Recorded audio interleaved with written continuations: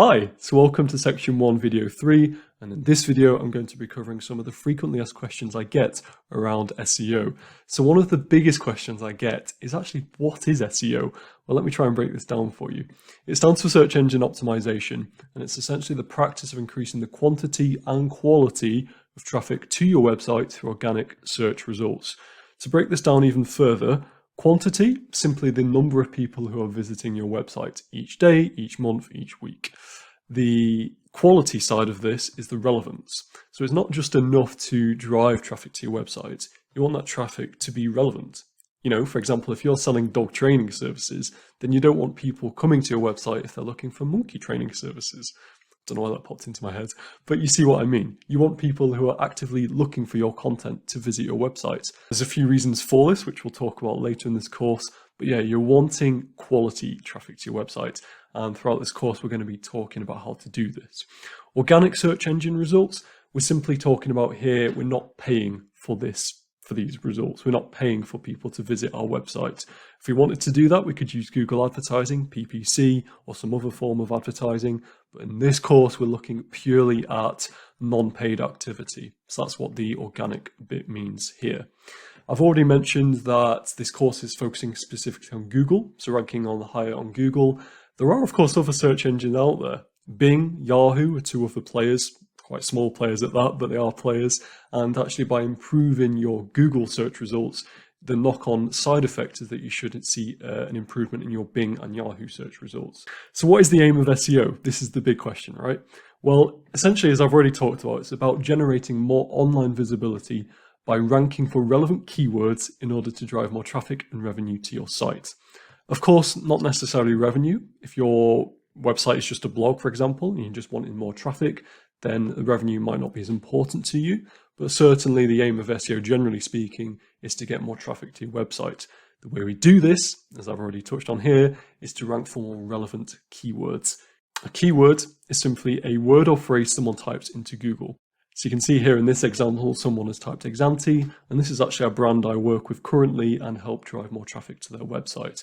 So that word Exanti there would be the keyword in this case, but it doesn't just have to be one single word. A keyword can be a phrase. So in this case, Exanti reviews might also be a keyword, and it's just an important distinction to make. SERP breakdown. Okay, so what does this stand for? Well, it stands for Search Engine Results Page, and we can see here there's an example. So someone has typed in a keyword, in this case, what is telematics car insurance? And this then gives us a bunch of information on this page. We have the featured snippet. So this is kind of a feature that was rolled out probably about a decade ago by Google. And the aim is to try and display information on this page without people having to click onto or click through to a website. Saves time, makes it more easy for users to get the information they want quickly. And there are ways for us to try and rank for this information as well. Because as you can see, there is still a link to that particular website that people can click through to, but it just happens to show that information in the SERP. Moving down, we then have the people also ask section. Now, all of these sections don't necessarily come up for every single keyword or keyword phrase that you would type in, but for featured snippets, for example, if you were searching for, I don't know, celebrity ages or celebrity spouses or capital cities, then we would likely see this displayed as a featured snippet. People also ask tend to be exactly what it says on the tin. Are people also asking or searching for these particular questions? We can also rank for this information, as we'll talk about later in this course. And if we were to click on each of these arrows next to these questions, that would show further information about that particular question. And as I've touched on, we can rank for this information as well. So we'll be talking about that later in this course. Moving down, we then have the organic listings. So this is where SEO comes into its own, really, because this is quite high on the search results page. You know, positions 1 and positions 2 is where we'd like to be, because there's numerous reasons for this. The main one being people are just more likely to see this and click on this. But also if you're a brand, it tends to signal that your brand is trustworthy. If you're ranking highly on Google for a particular keyword or keyword phrase, it suggests that your brand is doing something right. So yeah, it does show trustworthiness. So what does winning SEO look like? Well, ultimately, the dream is to rank in position 1 of Google search results for all the keywords we are targeting. That's the key. and more importantly, to actually try and stay there once we have ranked for these keywords. So for example, this is a brand I'm currently working with, Exanti, as I touched on earlier in this video, and we are currently, at the time of this recording, ranking position 1 for diet shakes.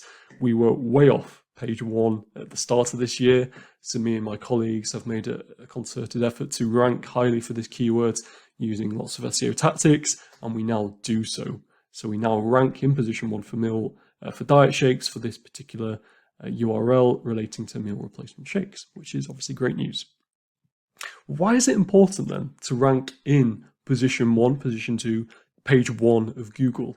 Well, if we look at the organic click-through rate by position, this shows how important it really is. So here's this table, and let me kind of break this table/graph down for you a little bit. We can see here, position 1, this shows that the organic click-through rate, so the number of people who would click on the first position link, is around 37%. Now these numbers might not be particularly accurate all the time, but as a proxy, they're pretty accurate. So we can see that here that the higher position you are on Google, the more likely someone is to click through onto your website. Moving into position 2, this halves. It's now, just over 13%, something like that. And then moving down to position 3, just under 10%, position 4, about 7%, so on and so forth. So in theory, if we're ranking in position 1, great. This is probably as good as we're going to get for SEO, but then moving all the way down, even if we're just scraping onto page 1, it's not really going to move the needle forward. We're kind of, getting around 2% of clicks on that particular keyword, if that makes sense.